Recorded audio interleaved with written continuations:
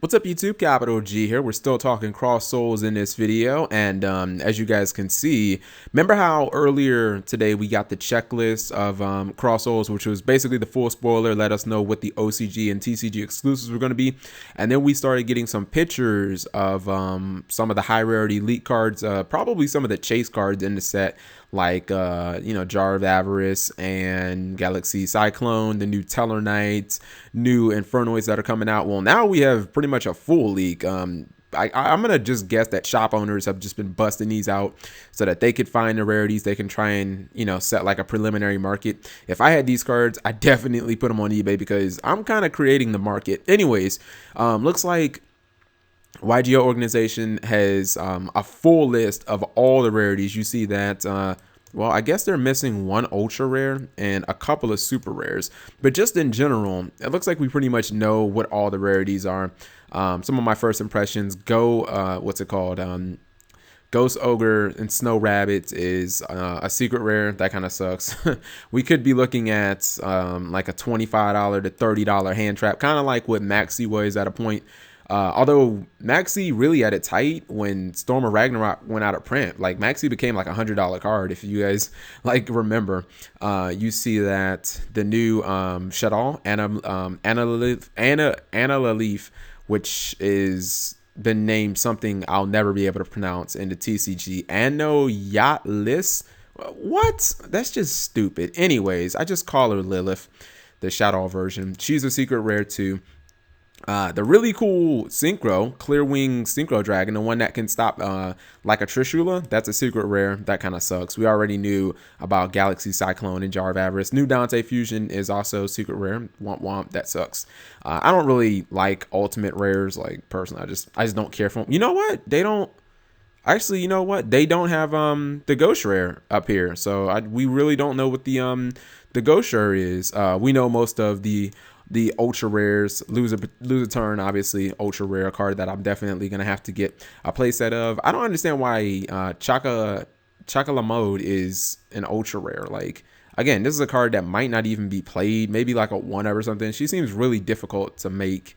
But what I really wanted to talk about was the TCG exclusive card. One of the ones that we definitely had not seen yet. We didn't know what it did. It's called Moon Mirror Shield. And I was thinking with the name Mirror in it, and I was like, I instantly thought of a trap. I was like, oh, it's going to be like Mirror Force. I don't know why, but as soon as I heard Mirror, I didn't think of like Necro's Mirror or anything. I just thought like, oh, Mirror Force, it must be a trap. But actually, it's an equip card. And I might struggle with this text because it's really small and there isn't a wiki page, and I don't want to have to type this out and then copy and paste it somewhere. So it says, if the equipped monster battles an opponent's monster during damage calculation, the equipped monster's attack and defense become equal to the attack and defense whichever is higher of the opponent's battling monster plus 100 during the damage calculation only. If this face-up card is sent from the field to the graveyard, pay 500 life points. Place this card on either the top or bottom of your deck. Okay, so honestly, I'm sure that there's something out there like this. I just can't think of it at the time. Something that does both attack and defense. Because if I'm just looking at attack versus attack, like you have a Valkyris and I have a Deneb, and basically like my Deneb would gain 2,900 attack plus 100, so 3,000 attack.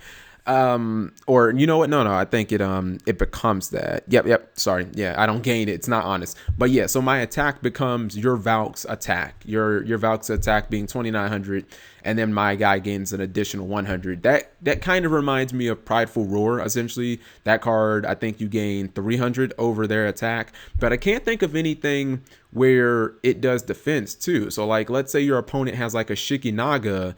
Then in defense mode and you have a Deneb, you literally can run over Shikinaga because your attack will become 3,000. Your attack will become her defense, but you gain that extra 100. So your attack actually becomes 3,100. So this card does have a lot of utility, and it works if you just want to like chill in defense too.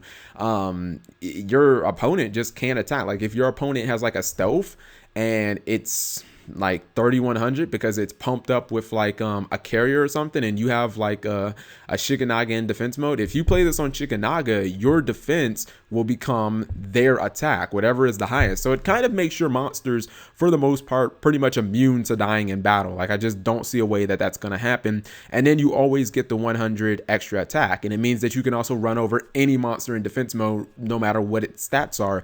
But the thing that I noticed actually after I read this card about the third time is that effect that you have to pay 500 life points, that is not optional. You have to put this card either on the bottom or the top of your deck. Now, there may be some situations where you want to put it on top of your deck, but just in general, you have to realize that in certain situations, and I'm sure this may be 2 out of 100 games, you can technically lose. Like, if you only have like 400 life points, you still have to pay that 500 if somebody like MSTs this card, because that effect isn't optional.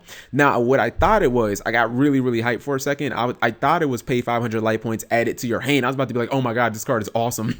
This card is going to be like near Butterfly Dagger as far as just like good utility, because literally you could put it in a deck where like it's a deck that revolves around like battle, a lot of battle monsters just kind of doing everything in the battle phase, decks like Black Wings or Boojins, and you literally would just constantly be able to run stuff over. And then when your monster dies via like monster destruction, Dark Hole, Regeki, Torrential, etc., then it would just go straight to your hand again. Or like if somebody Book of Moons it and the equip would fall off, it would just go to your hand. So this card is actually really good. I just wish that there was a way to, like, I wish that there was a way to exploit equips more in the game. Like, I know that we can search them, but does this card really do enough to where you'd want to play something like Hidden Armory? Like, I don't think so.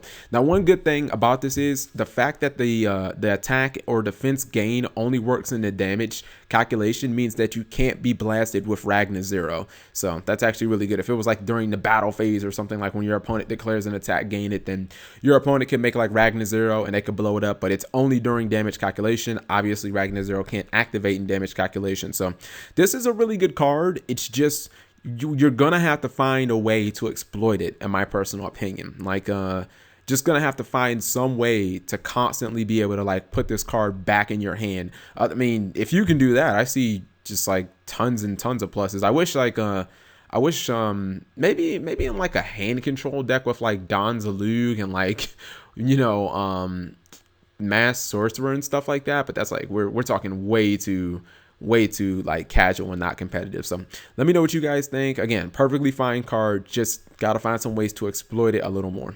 Subscribing makes life happy.